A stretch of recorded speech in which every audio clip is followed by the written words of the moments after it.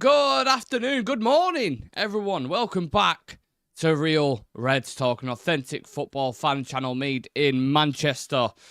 Manchester United versus Everton in the last game at Goodison Park. And as you can see on the right-hand side of your screen, this is the team that we are kicking off with. No Garnacho. Garnacho dropped to the bench, but I'm actually okay with it. I'm actually quite happy about it, and I'll tell you why. So we've got Onana in net. We've got Mazraoui, Maguire, and De Ligt. Now, obviously, this can be shaped however you want it. It could be Mazraoui on the left-hand side, which it probably will be the more I think about it, to be fair. De Ligt is probably a bit more comfortable on the right-hand side. So I imagine it'll be Maz playing left-sided centre-half. Dalot keeps his place at right wing-back, which, again, isn't ideal, but given we don't really have many more... we don't have anyone else to put there. It's kind of he has to play there, unfortunately. Ugarte and Casemiro is something that me and Sam discussed extensively, and me and Shreyas discussed extensively when we was doing the preview, when we was doing the news shows. I actually said I would like to see these two together because Casemiro, I think he's still on the ball, still offers you those kind of line-breaking passes, those first times over the top, that unlock defences, right? That's what he's really, really good at. Obviously, legs-wise, doesn't really work. Ugarte will provide that thing around him to put fires out.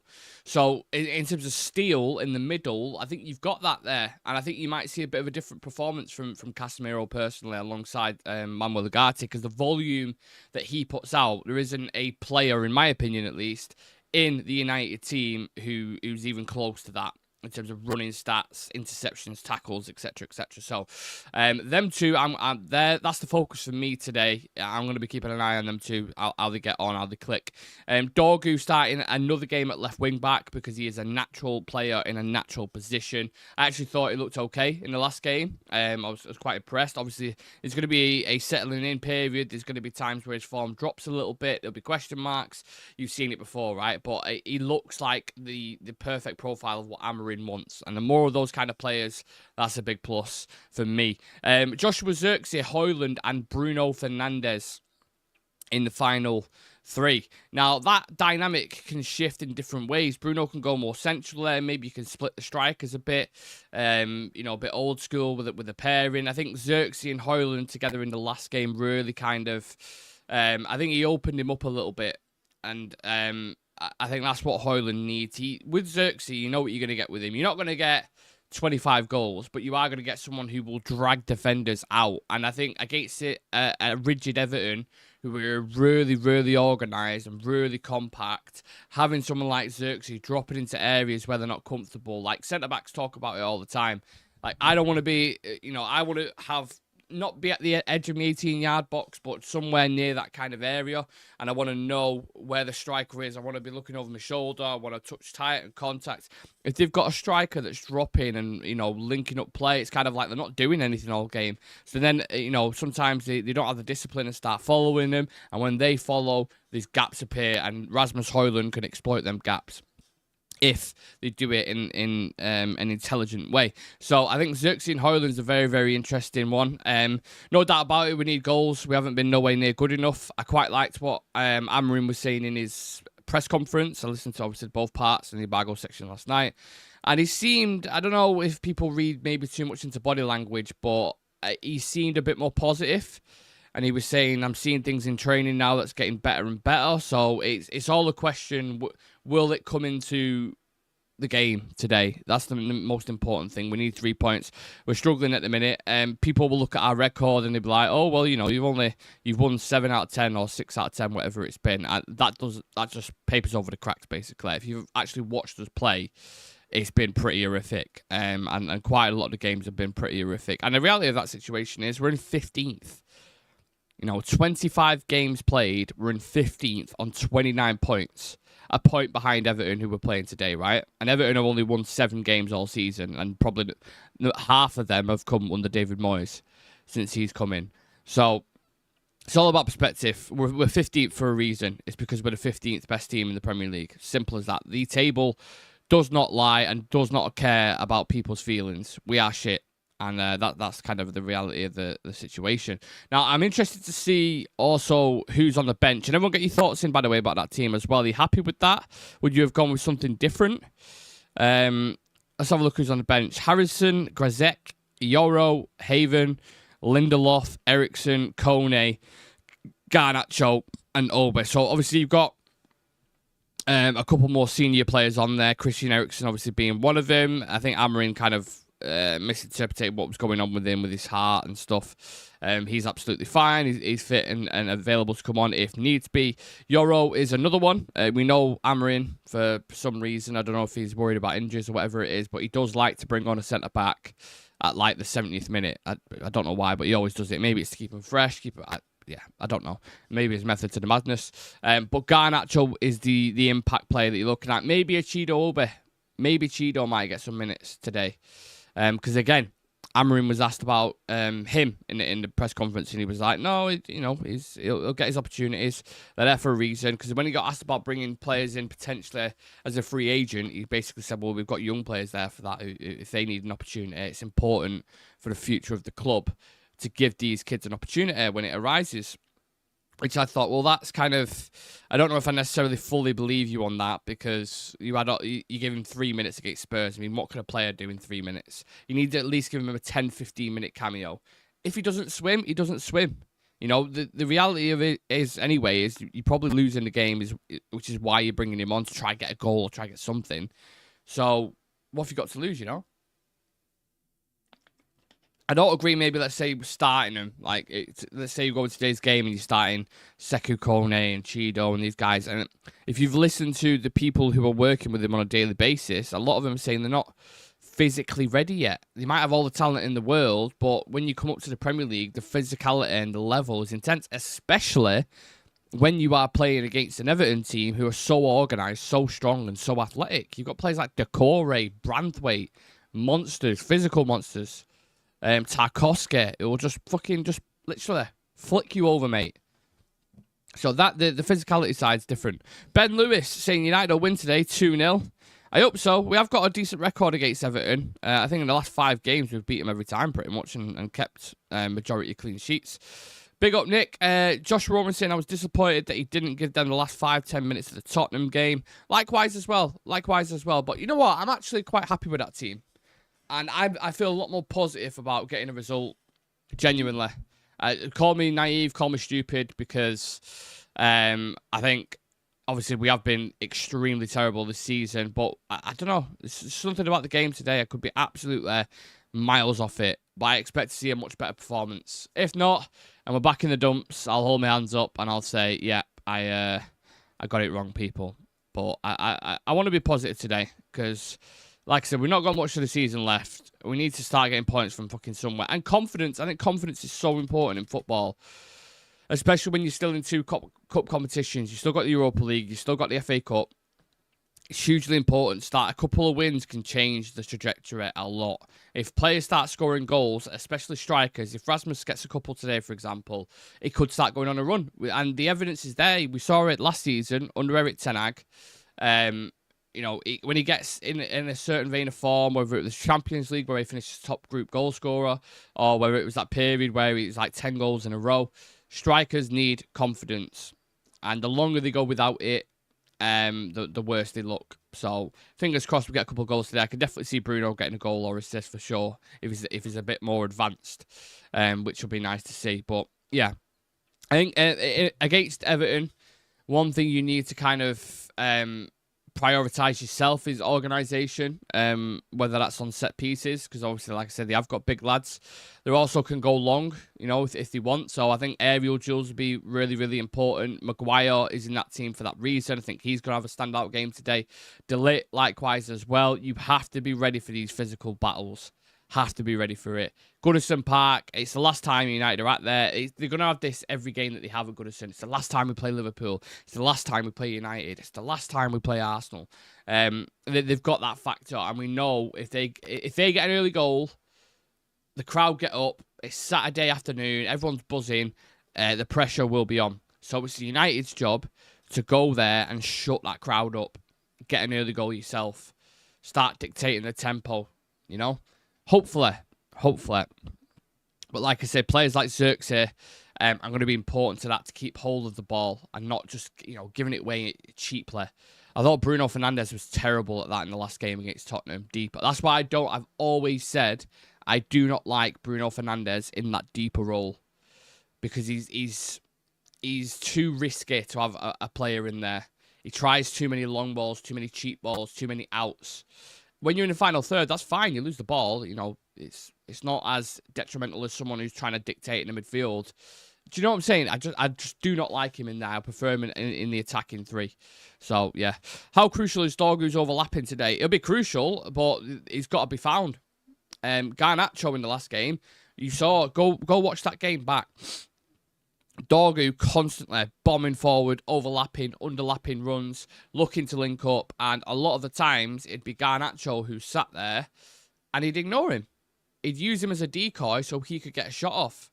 Now, obviously, I'm sure the coaches are telling him consistently every single day, you need to look for your partner when you're in a space. Obviously, if you can get a shot off, get a shot off. If it's a high conversion rate, if you're in a really good area, then do that.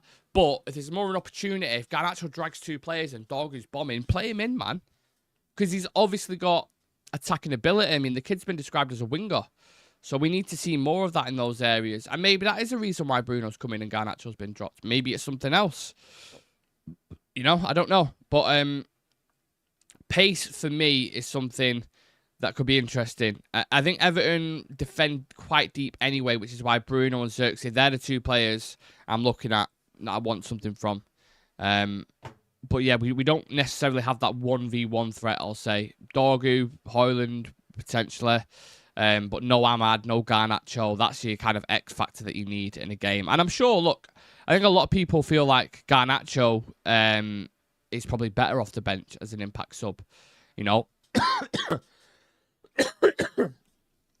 we can't talk about Garnacho, of course, without talking about that overhead kick.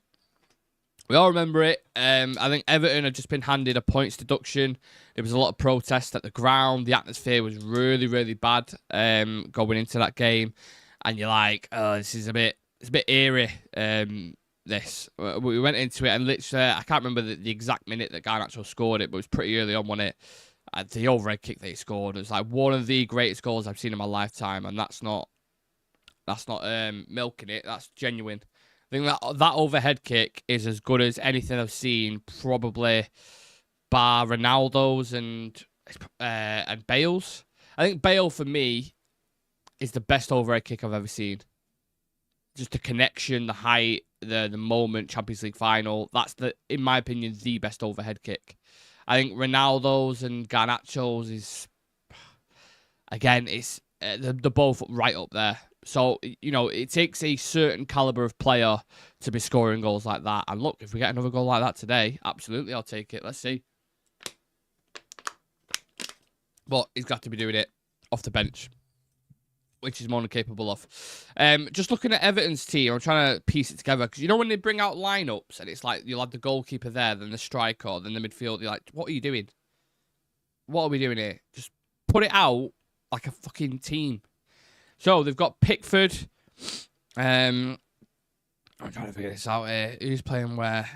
Mikalenko. Oh, right. So, Pickford, Jake O'Brien, Tarkowski, Branthwaite, Mikalenko. Then they've got Idrissa Gueye, Idrissa Gueye, Decore, Lindstrom, Garner. Oh, no, it'll be Idrissa Gueye, Garner. And then it'll be Decore a bit more advanced. Then it'll be Lindstrom, Beto, and Harrison. I think that's the team there. Now, on paper, you look at that, you're not really... Are you frightened by those players? Beto's going to ruffle some feathers. He's going to be pushing Maguire about. Jack Harrison hasn't scored or assisted in God knows how many games. On a regular day, you'd look at that team and that's a pretty average team. That does not scare me at all. But because they're so confident... Because of the results that they've got recently, that game against Liverpool at Goodison Park was fucking massive for them. Huge for their confidence. And David Moyes is just giving this new lease of life. I'm actually quite glad that Ndai's not available because he is a tricky customer and he would be causing problems, mate.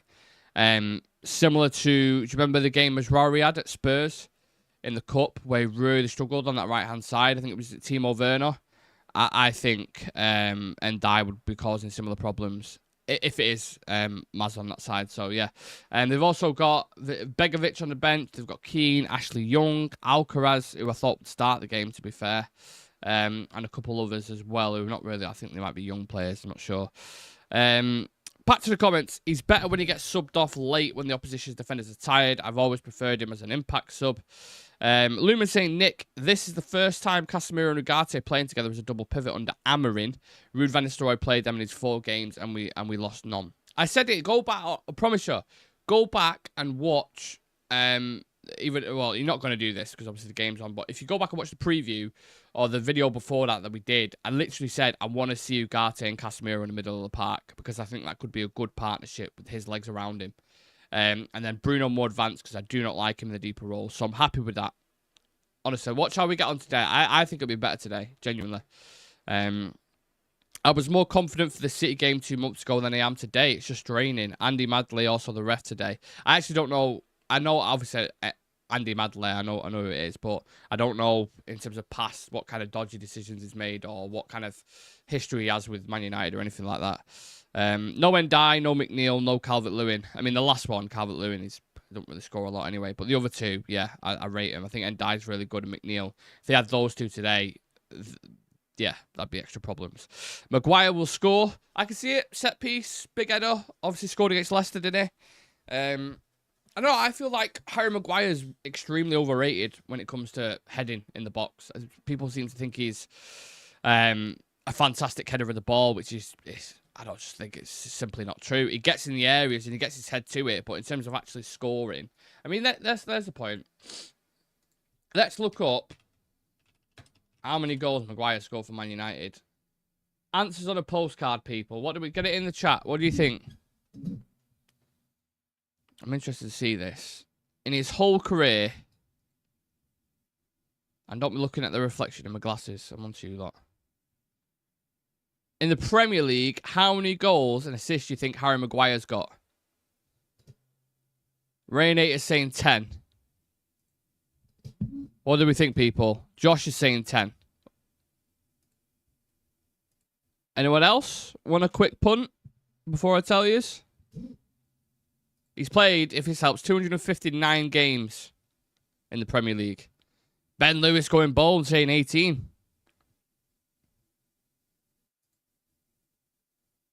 You know, to be fair, you aren't far off. I'll tell you. So, Harry Maguire in the Premier League, 259 games. Yeah. 13 goals and 9 assists he's got. I don't know how many of them for Leicester. Let's have a look. Oh, 13 goals. All 13 are for Manchester United. So, 13 and 231 with 6 assists. That's very interesting. Very, very interesting. So, look, yeah. I mean, what's the odds on that, basically? 1 every fucking 30 games or something? Who knows? Today could be the day. Yeah, the assisting's very surprising for me, innit? Speaking about centre-backs, I know this is completely off topic, right? I was looking into this the other day. Do you know Steve Bruce scored like 18 goals for us in 1 season as a centre-back? 18 fucking goals. I think Ronald Koeman scored, I think it was like 20-odd goals in a season as well. I know he was a set-piece taker. I know he took a lot of free kicks. I don't know if he was penalty taker as well, because I wasn't old enough to remember, but I just remember reading somewhere that Koeman scored 20-odd goals as centre-back. I was like, what the fuck? So, yeah, if he scores today, I mean, whack a fiver on it. It might be worth a little punt. I don't know what the odds will be, but I'm sure you'll make a little 50, 100 quid off it or something. Anyway. Let's get back to the game, rather than Big Old Barry. We need Big Old Barry to put in a performance tonight. Today, this morning, this afternoon, whenever it is, we need that performance. I think people will say you're only as good as your last game, right?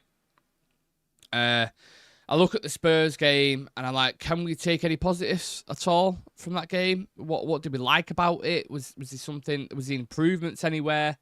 I thought it was the game was very much like a pendulum, wasn't it? It was kind of like Spurs have their momentum, we have ours. You know, we had a lot of chances. I think had that game had finished a draw, I think both teams would have walked away from that saying, that's probably a fair result. Because the chances that we had, I mean, especially the one with Garnacho, where he's in front of goal and it goes over the roof of the bar, you're watching that and you're like, it almost feels like it doesn't matter what you do as a coach. If they're getting in those areas and they're missing the goal, like let's say, for example, right, and by no stretch of the imagination am I comparing Pep to fucking Ruben Amorim or his Barca team to Ruben Amorim.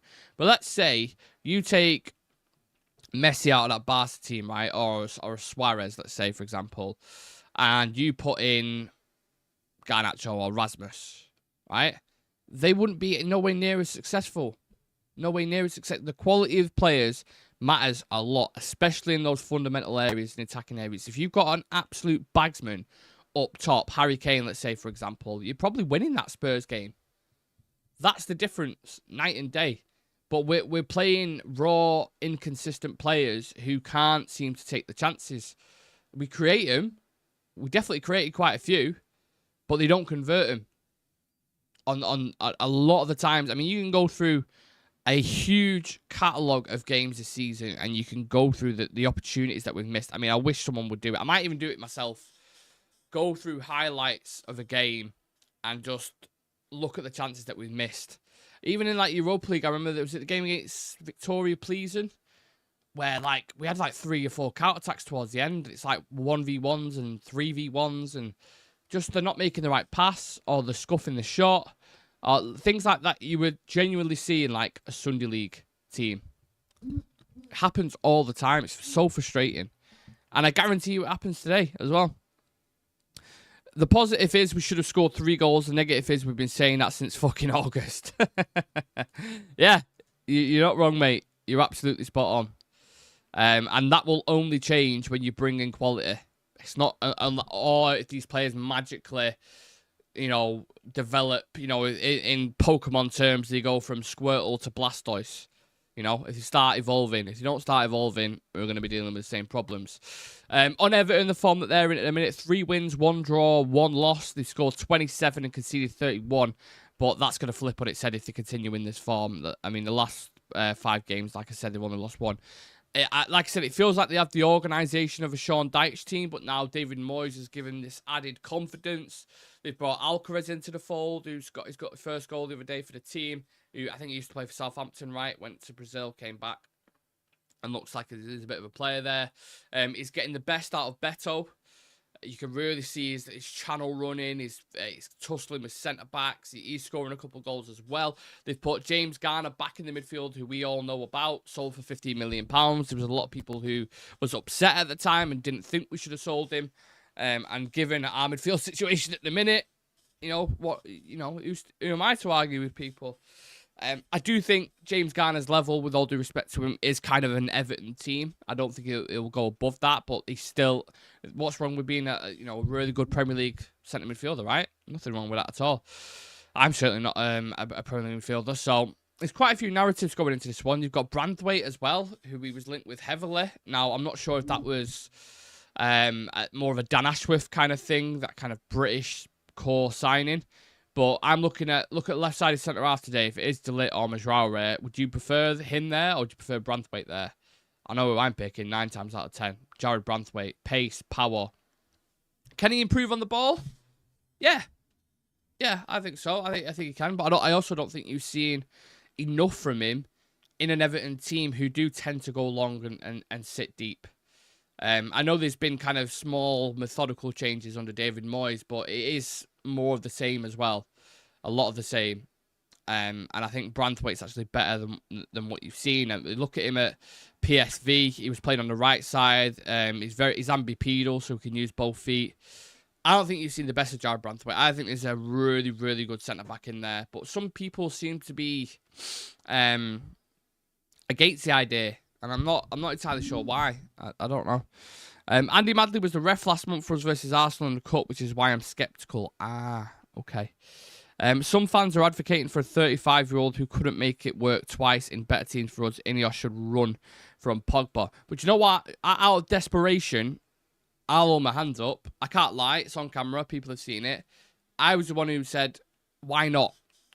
But that was when I didn't really know the extent of the injuries that we've got. So I didn't know how long Ugarte was going to be out for. Thought that was going to be a couple of weeks. Same thing with Toby Collier. Mainu, at the time, people were saying he's going to be out for the season. And we had all this bad news coming in. And I'm like, what's the worst that can happen? You take a 4-month punt, like no strings attached. Pogba come in, train with the team. Let's see where it goes. You don't have to play him, but he comes in. Play him in a cup game or Europa game, let's say, for example. He's obviously got a wealth of experience. You just don't know. You don't know the level that he's at, do you? You don't. He's because he's not playing in so long. And when you're off it in the Premier League, it's different, isn't it? So that side I get of it, but it was just that more out of desperation that I was looking at, where I was like, ugh. Do you know what I mean? But I'm happy at Ugarte and Casemiro in that midfield today. That I'm really, really interested to see how that kicks on. Genuinely. Because like someone mentioned it before, he did it under Rude, and we hardly lost the game, and I thought the balance looked quite good. I did when Ugarte first came in, when we signed him, I did a video on the channel called Ugarte versus Casemiro, and I was comparing stats and volume and all these kind of things that the majority of it was working in Ugarte's favour. By the end of that video, I said, I could see these two playing together. I can. Because you've got one player there in Casemiro who we know his deficiencies, right? He is slow. He does get his pocket picked. He's not as athletic, right? So, but experience is very important still. On the ball, I think, like I said before, the first time passing could be really, really important. Like, they can blend well together. I think they do have that. You know, Ugarte can cover for him in terms of what he needs, the volume around him. So I promise you, I think you'll see a better Casemiro today, genuinely. I know I've said it multiple times as well, but if he has a stinker today, I'm just gonna be clipped up in it. So I'm praying that he has a good game. But I think I feel more positive looking at this. Now within the first 10 minutes, they could be all over us. It scored an early goal, and my thoughts will completely change. But I just, you know, when there's something like a gut instinct that you can't quite explain, but I don't know. I think we're going to get a result today. I do. Whether it's lucky, whether it's scrappy, whether it's a penalty or VAR or anything like that, it is what it is. I think I don't know. I'm positive, and I'm not usually positive about Manchester United. I don't know where it's coming from. Something above, potentially. We also have other games on today. We need to be keeping an eye, on this table. We had Jay Marty on the channel, I don't know if it was yesterday or the day before, I think it might have been, and I was asking him about, there's a lot of snobbery at the moment towards relegation and stuff. Should we be as snobby about it? Because we're on 29 points at the minute. Ipswich Town are on 17. Let's say they beat Spurs, which they have done before. They go to 20. Let's say we lose to Everton. That's 9-point gap that we're talking about, right? 9 points. Who do we play next? We play Ipswich. Now, I know I've just been all positive about United, but let me ask you this question directly, right, for people who are watching. Is it out of the realms of possibility that we lose to Everton and lose to Ipswich? If the answer in your head is no, I'm telling you, you can drop down that table quickly if you continue this run of bad form. So we need to be having a look at other teams around us. To forget about Champions League or any of that kind of shit. We're looking at games like Wolves and Bournemouth. Can Wolves get anything? Ipswich versus Tottenham. Southampton and Brighton, you don't need to worry about that. Southampton are getting relegated anyway. Arsenal, West Ham are playing today. You've got Fulham and Crystal Palace. Crystal Palace are there around us. What other games we've got? Aston Villa and Chelsea would be very interesting at 5:30. Newcastle and Nottingham Forest. You talk about European spots there. And then City and Liverpool tomorrow as well. We did drop, by the way, the Premier League predictions. So if there's anyone who wants to catch up on that or give it a watch and get your predictions in there, let us know. Of course, we had Brentford against Leicester last night, didn't we? They battered them 4-0, which was kind of expected from a lot of people. Leicester just... Do you know what it is with Leicester? I never felt, and I've said this so many times, I never felt like Rude was the perfect fit for him. If I was Leicester at the time, and I said this, David Moyes was available. Now, I don't know if they had conversations with him or whatever. I'm not obviously privy to that information. But if I'm Leicester, I'm absolutely getting David Moyes in. 100%. 2-year contract, whatever it is, bring him in. He is so underrated as a coach, Moyes. I never understood why they sacked him at West Ham. I thought that was a stupid decision. And every club I'm looking at towards the bottom, like when Wolves had a change of manager, I looked at them and went, because I think, just look at what he's doing with Everton at the minute. Everton, like, we're down in the dumps. People were talking about fucking relegation and how that eventually, be one of the biggest clubs to go down. They've never been relegated before and all this kind of stuff. And the narrative has fucking completely flipped on its head. Completely flipped on its head. And that's because of him. It's because he's a good coach. Genuinely a good coach. So, yeah. I'm just waiting for a couple of quotes to come through. From Amarin, because I'm just interested to see what his thought process is with the team selection. So if you've got any questions or any points, any things you want to put out there, this is your kind of 5 minutes in the chat if you want to get them out there. And we can have a conversation about it, because, I've been through the team thoroughly. I spoke about Everton. I spoke about the game in general, a couple of tactical things that I expect. I'm just thinking about, in terms of individual threats from Everton, I don't think they really have any. And that's what, I suppose that's what makes them the way they are at the minute, because they are a good team. We're not a good team yet because we're not organised. We are a mixed bag of players who's come from multiple different managers. We do have injuries every now and then, so we're chopping and changing. Players aren't playing in the consistent positions, whereas Everton have the polar opposite to that. 9 times out of 10, they know the back four at the minute under Moyes is going to be Jake O'Brien, Tarkowski, Branthwaite, and Mikolenko, because obviously he's come back now, but Ashley Young was filling in there. It's going to be Idrissa Gueye and Garner as your double pivot. It's going to be Doucouré, the more advanced one, who's going to be bombing on and causing problems in the final third, which he's good at. Really enjoyed his chat with Harrison on the overlap. I thought that was really, really good.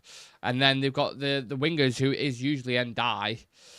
But now they've got Harrison in there, and they've got, what's his name? Fucking hell, Lindstrom. So the team who's going to play 9 times out of 10. I always talk about consistency, and we lack it so much. Like today, Bruno's in the attacking role. We didn't know that was going to happen. Casemiro midfield, we didn't know he was going to start alongside Ugarte. First time under Amarin. Dallow's now starting to get a bit of consistency at right wing back, but he's shit, let's be honest. Majrari, left-sided centre-half, will it be right-sided centre-half? There's still a lot of question marks around us, and I think that's the main difference between us and Everton. Everton have a good manager, good football, and our world-class stadium. What new owners with ambition can do, eh? Their striker's a threat, 4 goals in his last 3. Yeah, Beto, but I watched Beto really, really closely against Liverpool. Against Van Dijk and Konate, who probably, that's the toughest partnership you're going to come up against in the Premier League, period. Physical output, pace-wise, on the ball, both really, really good. I remember Rasmus Højlund against both of them. I don't know if it was last year, it might have been this season, I'm not sure, but he struggled. Really, really struggled. So you've got to have a bit about you as a striker to cause those kind of problems to them two centre-backs, because they are both really, really good. So if you can do that to them two, Maguire could struggle with his pace at times, but that's about us being organised and helping out as a team, not only just Harry Maguire. So, yeah. Should we do betting slips, predictions? What do people think is going to happen? I'm interested to see. I think, will both teams score? Will there be any dodgy decisions, VAR, penalties, red cards, yellow cards? I think it's a tricky one, this. I think Bruno is going to get a goal or an assist today, for sure. I think Casemiro or Ugarte will definitely get a yellow card. Maybe both. I think Beto will score. Maybe a draw will be a fair. Yeah, I mean, Reina beat me to it there. Pen to Everton, Højlund big chance miss, Dorgu assist, 1-1 draw. I can see a draw in this. The question is, I know this sounds bad, but would you take a draw at Goodison Park at the minute? Is that a fair question to ask? Would you take? I don't know. Oh, I don't know. Given the form that we're in, it's probably the right thing to say, right? Well, not the right thing, but I think you'd come away like, okay, well, we're not lost a game. And if there's a bit of an improvement today, the reality situation is we're shit, right? And we've been losing to teams. If there's a bit of an improvement today and you can see it and it's a battle and it ends up 1-1 with the form that Everton are in, I think you probably walk away from it going, okay, that's understandable. We still need to improve in lots of areas, but we haven't lost. Let's continue this kind of form and momentum and start building in the other games. Because if you look at our next 5 games now, I said before that we've got Ipswich next. We've got Fulham in the Cup, in the FA Cup. We've got Sociedad in the round 16. That's the 6th of March. Then you've got Arsenal in between those legs. That's a really important couple of weeks for us. So you've got Sociedad March the 6th. You've got Arsenal the 9th of March. And then you've got Sociedad on the 13th of March. That's like really important. You've got Leicester away, Forest away, Manchester Derby, and Newcastle. So that period from like March to mid-April, really, really important. You need to start picking up points. And usually, typically in the Premier League season, you'd expect it against these kind of teams, you know? So, let's go do the business. Look, I'll leave it short and sweet for you people because I appreciate you probably want to watch the coverage. It's the weekend. It's an early kickoff. People are doing shit. I get it. I just want to give my thoughts on the team, the lineup, the game, how I see it going tactically on both sides, and individuals as well. Garnacho potentially with something off the bench is something to keep an eye on. But yeah, I'm speaking about all them games. I don't even want to worry about them just yet. It's Everton today. Focus. We're going to be live after, of course, as always, me, Shreyas, and Sam with your post-match reaction. So hopefully see as many of you in there as possible. Ben Lewis saying going out of 2 cups so close will be a killer. I agree, Ben. But we've got to focus on today. Let's see if the boys get the business done. I'm going to go Bruno, goal or assist, Casemiro and Ugarte, yellow card, and both teams to score. With my betting slip. So enjoy the game, people. Sorry it's so short and sweet. But yeah, go.